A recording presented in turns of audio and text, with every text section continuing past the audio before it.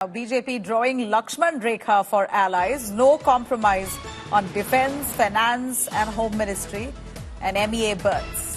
BJP eyes a grip on infra, welfare, agriculture portfolios, saying will also retain road and transport. The BJP very clear, drawing a line on the portfolios that they will not part with. Likely rural development and Panchayati Raj for the JDU, and likely also civil aviation and steel for TDP. And it's likely that heavy industries could go to Eknath Shinde Shiv Sena. BJP may not be willing at this point, we hear, to part with the Speaker's post. They won't relent on the Speaker's post. BJP may give Deputy Speaker's post to TDP. Big updates as we know that this could be the insides of the deliberations there. We hear that the BJP has refused to part with some of the key portfolios. It's certainly drawn the Lakshman Rekha on the allies' demands. Remember, the TDP had asked for finance, had asked for IT ministry, and several other cabinet portfolios that was proposed, agriculture, etc. But here, BJP saying there's no compromise when it comes to finance ministry, home ministry, defence ministry and Ministry of External Affairs. Also, a firm grip that the BJP keeps and would like to keep at least on infra, welfare and agriculture. BJP also to retain railways, road transport. Likely that the JDU will be given rural development and Panchayat Raj. And for the TDP, it's possible civil aviation as well as steel. Heavy industries could likely go to Shiv Sena of Eknath Shinde.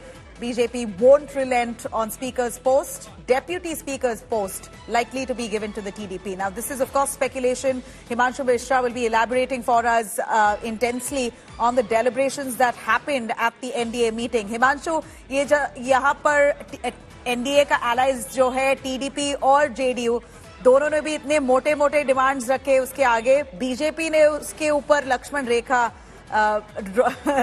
Draw किया है.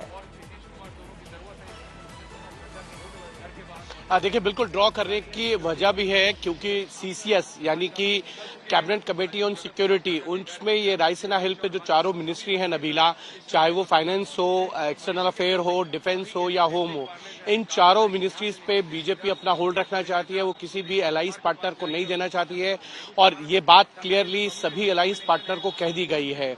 बाकी रही बात बाकी departments की, चाहे वो health हो, एग्रीकल्चर हो, रूरल डेवलपमेंट हो या रोड एंड ट्रांसपोर्ट या रेलवे एंड सिविल एविएशन, इन पे कहीं ना कहीं अलायंस पार्टनर को कुछ मिल सकता है, लेकिन इन 4 मिनिस्ट्रीज के लिए बिल्कुल ना है.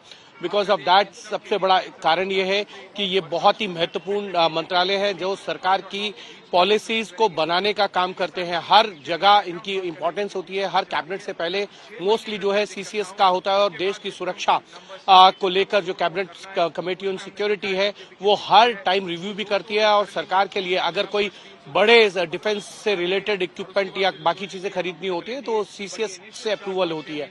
और इसीलिए बीजेपी नहीं चाहती है किसी भी कीमत पे ये जो है चारों पोर्टफोलियो जो है अलायंस पार्टनर को दिए जाए. बट जब अटल बिहारी वाजपेयी के लीडरशिप में सरकार चलती थी तब डिफेंस जो है वो जॉर्ज फर्नांडिस को दिया गया था. लेकिन आपको याद होगा कि बीजेपी ने बाकी तीनों पोर्टफोलियो जो है अपने पास रखे थे, फाइनेंस हो या एक्सटर्नल अफेयर या होम. ये पोर्टफोलियो जो है वो बीजेपी के पास है. जॉर्ज फर्नांडिस एक टेस्टेड लीडर थे भारतीय जनता पार्टी की उस वक्त की जो लीडरशिप है.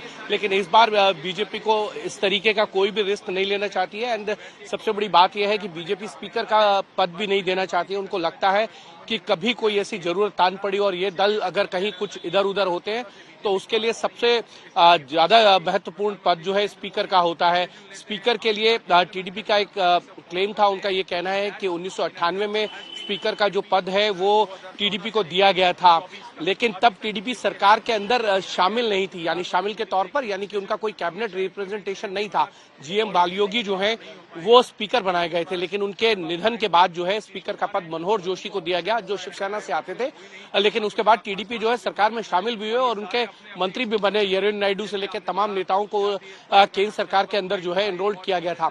लेकिन इस बार बीजेपी बिल्कुल स्ट्रांगली चाहती है कि एक दो बड़े पोर्टफोलियो जो है भले ही वो अलायंस पार्टनर को चले जाएं, लेकिन रायसेना हेल्थ के अंदर जो भी मंत्रालय है, जो भी मिनिस्ट्रीज हैं बड़ी पोर्टफोलियो की, वो उनके पास ही रहे। और इसको लेकर जो है वो बिल्कुल अपने सहयोगियों से बातचीत करना चाहती है, नेगोशिएशन के लिए भी तैयार है।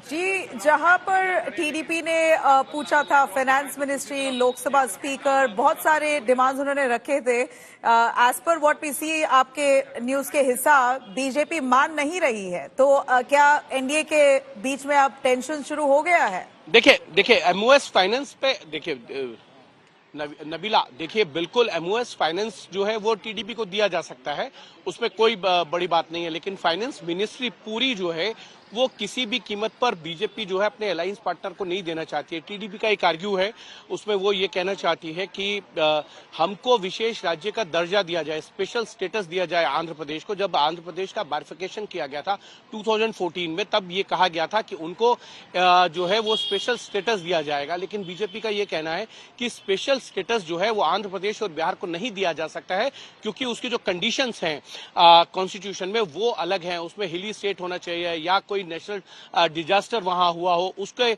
मद्देनजर ही जो है किसी को जो है स्पेशल स्टेटस दिया जा सकता है। किसी भी स्टेट को वो नहीं हो सकता, उसकी जगह जो इकोनॉमिक पैकेज है वो दिया जा सकता है। आपको याद होगा बिहार में जब 2015 के अंदर इलेक्शन थे, तब प्रधानमंत्री नरेंद्र मोदी ने कहा था कि 1,25,000 करोड़ के पैकेज जो है वो अलॉट किया गया है बिहार के लिए। जब टीडीपी सरकार से हटी थी 2018 में स्पेशल स्टेटस को लेकर आंध्रा के, तब भी बीजेपी ने कहा था कि उनको पैकेज दिया गया है, पैकेज बहुत बड़ा है और वो इक्वल टू स्पेशल स्टेटस के मुकाबले पे ही है। लेकिन तब टीडीपी ने साथ छोड़ दिया था एनडीए का। और आप देखना यह है कि नेगोशिएशन जारी है, लेकिन इतना जरूर है कल एनडीए के तमाम घटक दलों ने, चाहे वो चंद्रबाबू नायडू हो या नीतीश कुमार या एकनाथ शिंदे हो, अजीत पवार की पार्टी हो या जयंत चौधरी हो, अनुप्रिया पटेल हो, चिराग पासवान हो, तमाम एनडीए के घटक दलों ने प्रधानमंत्री नरेंद्र मोदी को जो है एनडीए का अपना सर्वसम्मति से लीडर जो है वो चुन लिया था। लेकिन सरकार के अंदर क्या कंपोजिशन रहेगा, क्या किस प्रोपोर्शन में जो है लोगों को मिनिस्ट्री बर्थ मिलेंगी, इसको लेकर अभी बातचीत जो है मुझे लगता है अभी और लंबी खींचेगी। जी बिल्कुल, but it's very clear now that the BJP has drawn the lines. They are very clear on not parting with certain ministries, be it defense, law, education, finance, home. This is particularly a list of ministries that the BJP refuses to part with, and more importantly, the Lok Sabha Speaker's post. Will TDP get deputy Speaker's post is what remains to be seen.